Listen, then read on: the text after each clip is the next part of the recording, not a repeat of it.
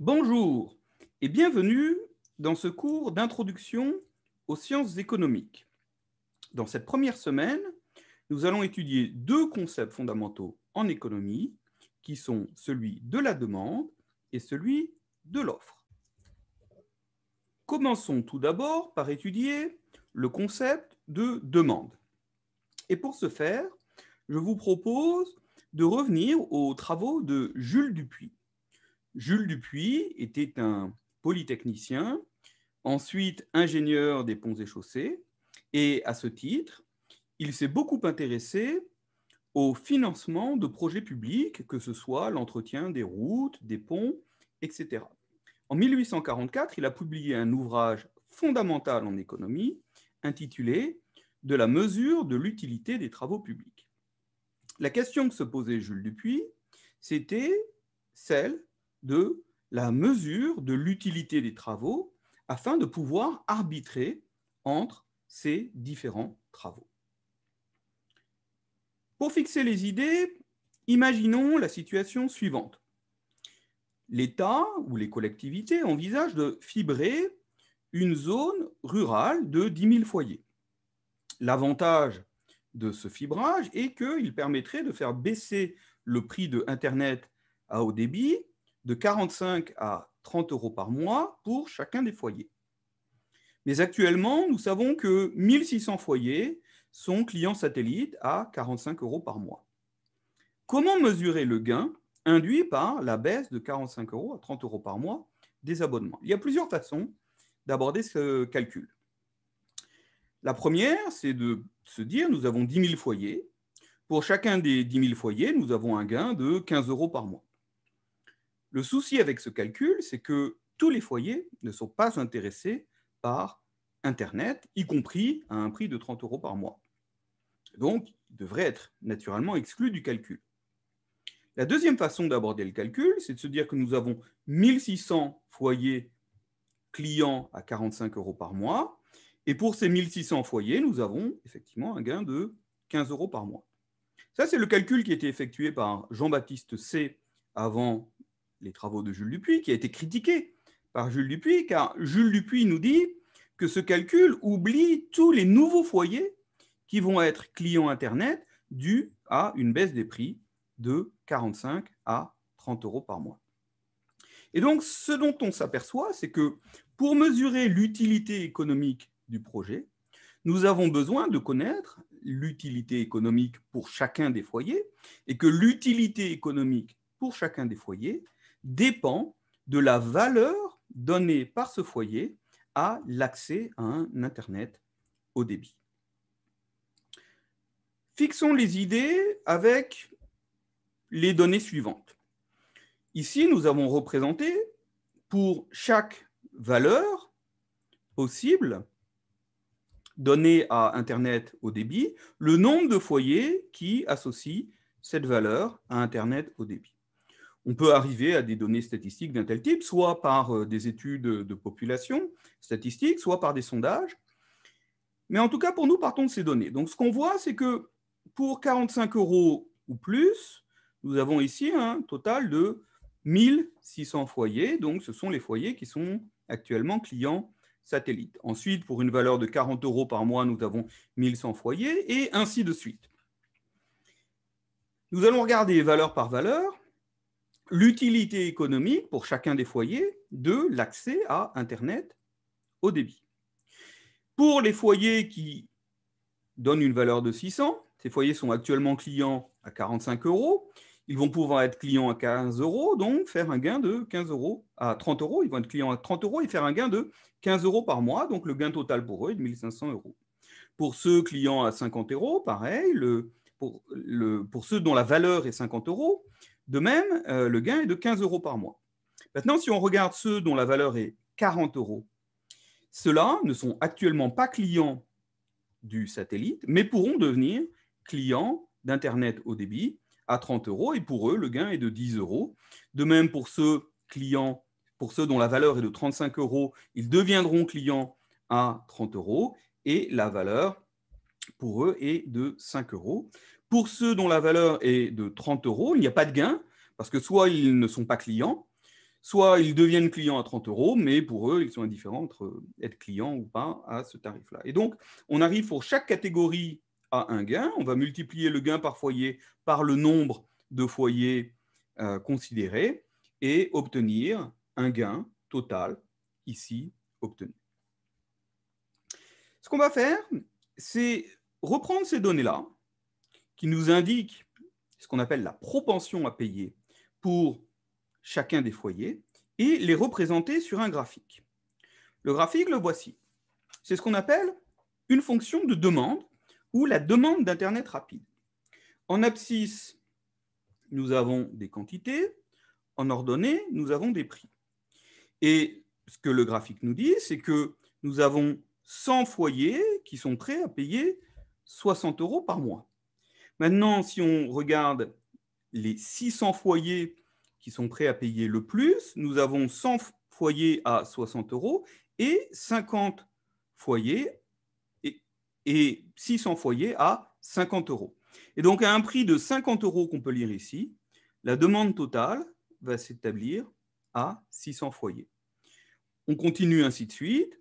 Par exemple, pour 35 €, la demande totale est de 3 900 foyers, c'est-à-dire qu'elle constitue en toutes les catégories de foyers qui ont un prix, une capacité à payer pour Internet qui est supérieure ou égale au prix donné de 35 €. Donc cette fonction qu'on a en bleu, c'est une fonction dite de demande qui va relier des quantités à des prix. Maintenant, dans quelle mesure cette fonction de demande est utile pour mesurer le gain économique du passage de 45 € à 30 €? Pensons à la première catégorie de foyers que nous avions en tête, ceux qui sont déjà clients satellites. Pour ceux qui sont déjà clients satellites, ces clients payent actuellement 45 €. 45 €, c'est ici. Ils vont pouvoir payer ensuite 30 €. Donc nous avons pour eux un gain de 15 € par mois. Combien de foyers sont dans ce cas-là? Eh bien, nous avons 1600 foyers, comme nous l'avons dit, ce sont les clients satellites. Et donc, le premier gain, le gain pour les clients satellites, est mesuré par l'aire ici. Ensuite, nous avons une deuxième catégorie de clients potentiels, c'est ceux qui sont clients, ceux dont la propension à payer est de 40 € par mois. Ils sont ici. Pour eux, le gain va être de 10 € par mois, parce qu'ils sont prêts à payer 40 et ils ne vont payer plus que 30. Donc, on a un gain de 10 € par mois. Combien de foyers avons-nous dans cette catégorie? Nous en avons exactement 1100. C'est donc la différence entre 1600 et 2700. Et donc, le gain pour cette catégorie est mesuré par la surface ici. Et de même, pour ceux dont la propension à payer est de 35 € par mois, le gain va être mesuré par la surface ici. Et en fait, si on va ajouter tous ces gains, on va ajouter évidemment toutes les surfaces, et on obtient donc que l'utilité économique du projet est mesurable par l'aire comprise sous la courbe de demande d'Internet rapide et entre le prix de 45 € initial et le nouveau prix de 30 €. Une des particularités d'un bien comme Internet haut débit, c'est que soit on est client, soit on n'est pas client. On ne peut pas être à moitié client ou un quart client. Pour d'autres catégories de biens, comme des biens alimentaires, comme l'eau, eh bien, on va pouvoir consommer des quantités qui vont être sur un continuum. On peut consommer 1 litre d'eau, un demi-litre d'eau, 100 litres d'eau, etc. Maintenant, comment est-ce que ces notions de demande et de valeur économique se généralisent à des biens continus? Prenons l'exemple de l'eau. Ce que Jules Dupuy nous dit, c'est que les premiers usages qu'on va faire de l'eau, si on a peu d'eau à disposition, sont des usages très importants, nécessaires à la survie, comme s'hydrater. Les usages suivants sont toujours importants, mais un petit peu moins importants, comme la toilette, la cuisine. Et puis enfin, si on a plus d'eau disponible, on l'utilisera pour des plantes, pour un jardin, et ensuite pour une piscine, une fontaine. On pourrait être dispendieux si une grande quantité d'eau est disponible.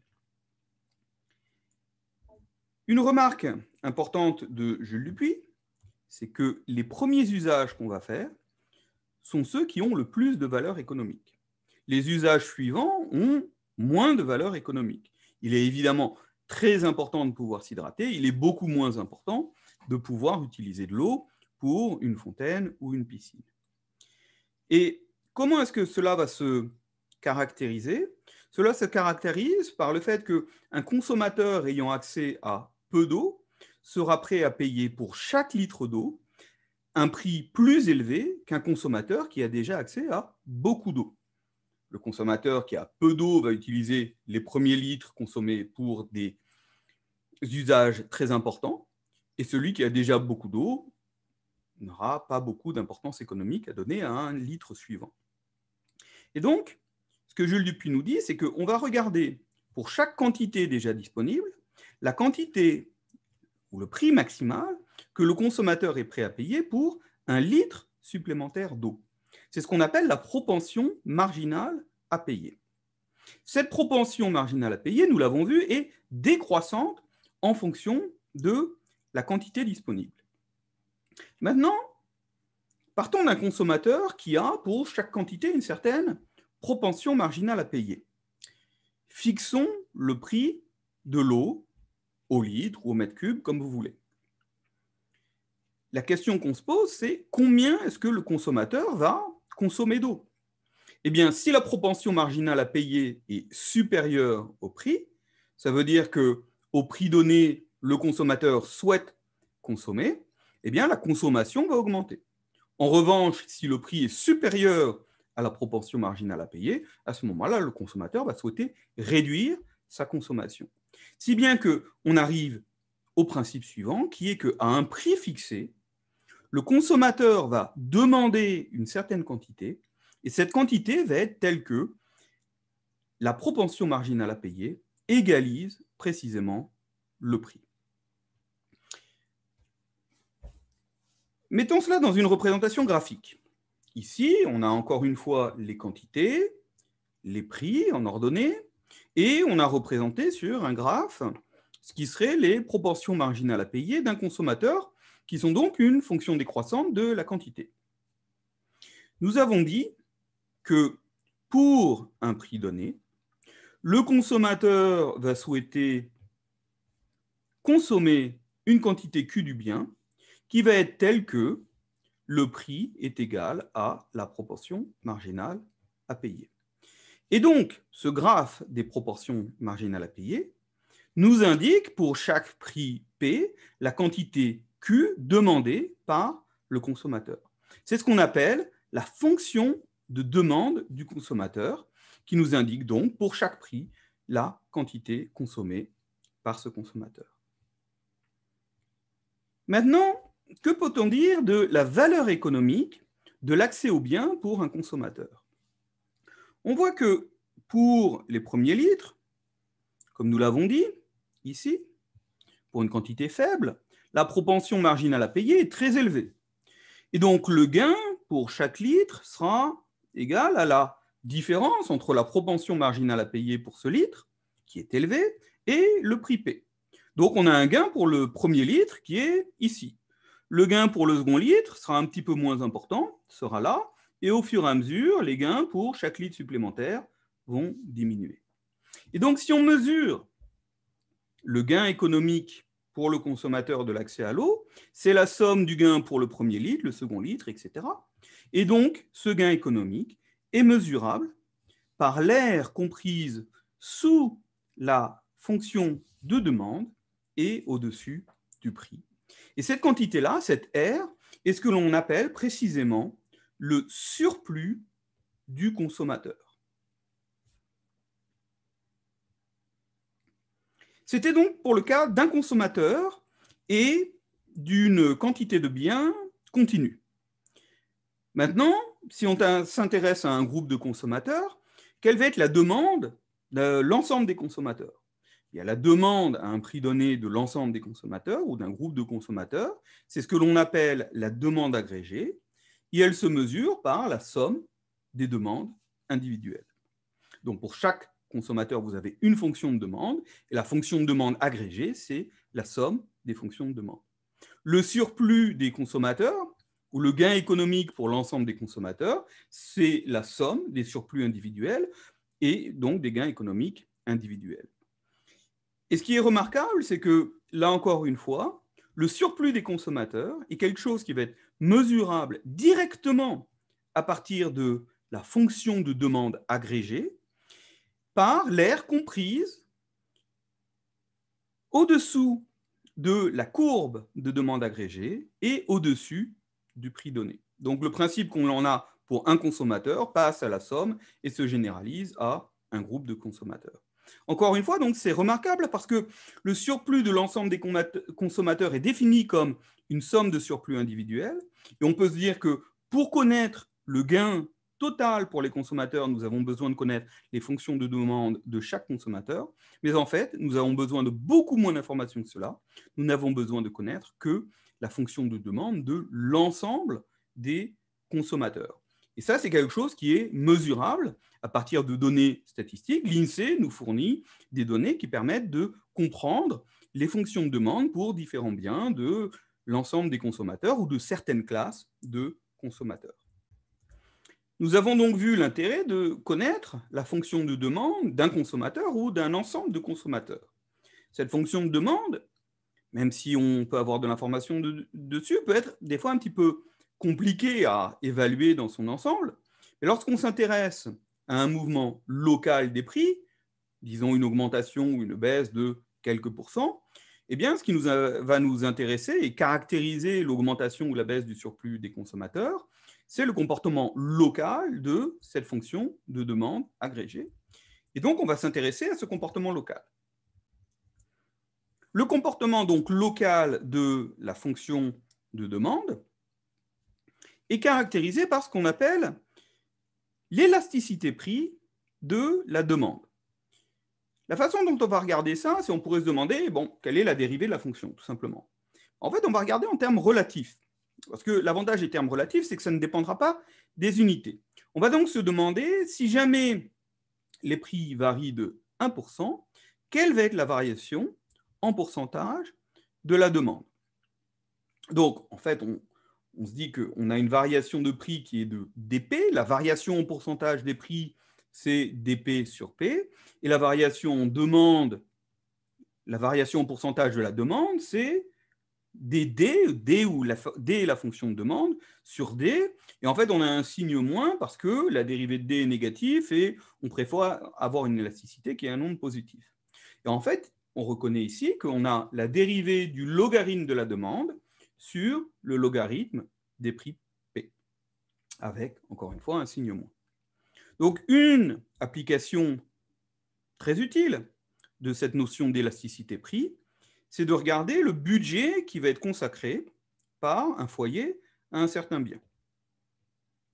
Qu'est-ce que c'est que le budget? Le budget, c'est le prix fois la quantité demandée. Donc, si la fonction de demande est grand D, c'est P fois D de P. Le logarithme du budget, c'est donc le logarithme du prix plus le logarithme de la demande.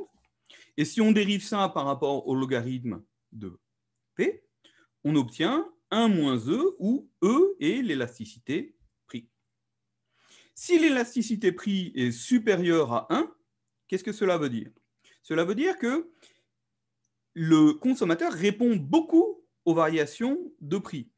Si le prix augmente un petit peu, on va avoir une forte réduction de la consommation et donc le budget va, à ce moment-là, baisser.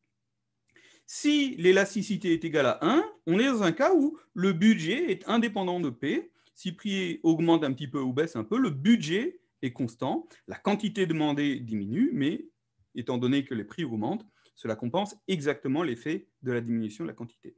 Et si l'élasticité est inférieure à 1, cela veut dire qu'on a des réponses qui sont relativement faibles à une augmentation du prix, et donc l'augmentation du prix va faire augmenter le budget total alloué au bien. Sur ce, je vous remercie et nous allons continuer avec la notion d'offre.